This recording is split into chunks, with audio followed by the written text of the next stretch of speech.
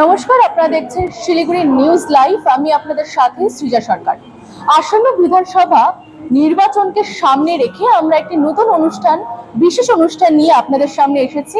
শিলিগুড়ি প্রার্থী পরিচয় পর্ব 2 নিয়ে আমরা এই বিশেষ অনুষ্ঠানে আপনাদের সামনে তুলে ধরবো আপনারই এলাকার প্রার্থীর পরিচয় থেকে শুরু করে রাজনৈতিক যাত্রা থেকে শুরু করে আরো বিভিন্ন কিছু।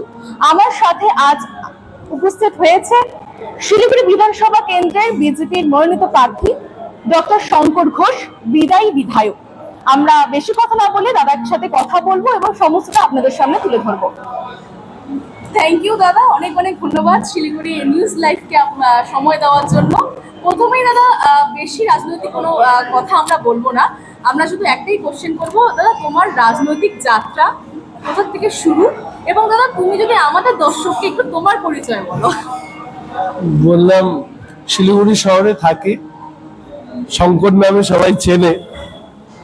আর আমি পলিটিক্স শুরু হয় আমার, পলিটিক্স করছি বলে পলিটিক্স নয়, কিন্তু ক্লাস 9-10 থেকে আমি রাজনীতির প্রতি আমার আগ্রহ এবং মানুষের জন্য কাজ করব এরকম একটা মানসিকতা থেকে এর সাথে যুক্ত হওয়া। আর তারপরে তো রাজনীতি জীবনের মুখ্য বিষয় হয়ে দাঁড়ায়।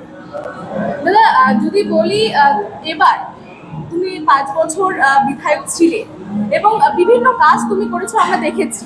কিন্তু তোমার এই বছর বিধানসভায় কি এজেন্ডা রয়েছে এবং কি ইস্যু নিয়ে তুমি এবং কি উন্নয়ন তুমি নেমেছো এবার মাঠে? প্রথম কথা, আমি যেটা সবাইকে বলেছি, এবার কোনো ব্যক্তির সাথে ব্যক্তির লড়াই নয়, কোনো দলের সাথে দলের লড়াই নয়, এজেন্ডা একটাই, পশ্চিমবঙ্গের ভবিষ্যৎ সুরক্ষিত থাকবে না পশ্চিমবঙ্গ ছারখার হয়ে যাবে। ফলে এটাকে বাদ দিয়ে কোনো এজেন্ডা হতে পারে না। ফলে এজেন্ডা একটাই, টু সেভ ওয়েস্ট বেঙ্গল, তৃণমূলকে এই রাজ্য থেকে তাড়াতে হবে, এজেন্ডা একটাই। তারপরে মানুষের প্রত্যাশা, কর্মসংস্থান, নারীর সুরক্ষা, পরিকাঠামো, এগুলো সবই আসবে যদি না পশ্চিমবঙ্গ সেফ থাকে।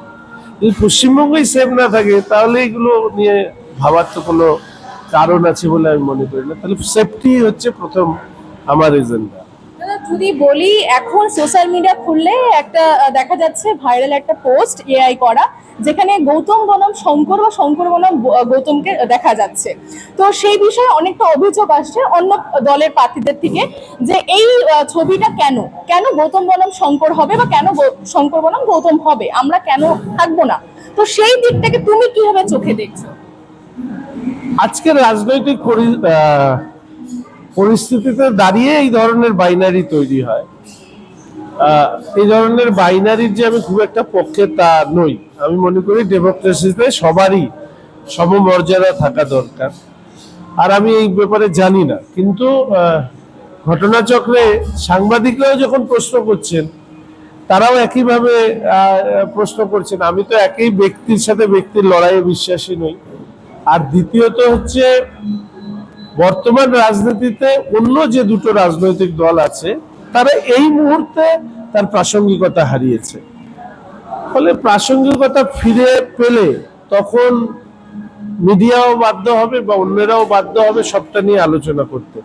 আমি অনেক সময় এটা ভেবেছি যে 1 বা 2 নিয়ে আলোচনা কেন হবে, সবাইকে নিয়ে আলোচনা হওয়া উচিত। কিন্তু পারতপক্ষে দেখা যায় যে সাধারণ মানুষের মধ্যে আলোচনার বা চর্চায় যারা থাকেন তারাই সাধারণভাবে সংবাদ মাধ্যম, প্রচার মাধ্যমে সামনে চলে আসে। এটাকে সমর্থন না করলেও মেনে নিতে হয়।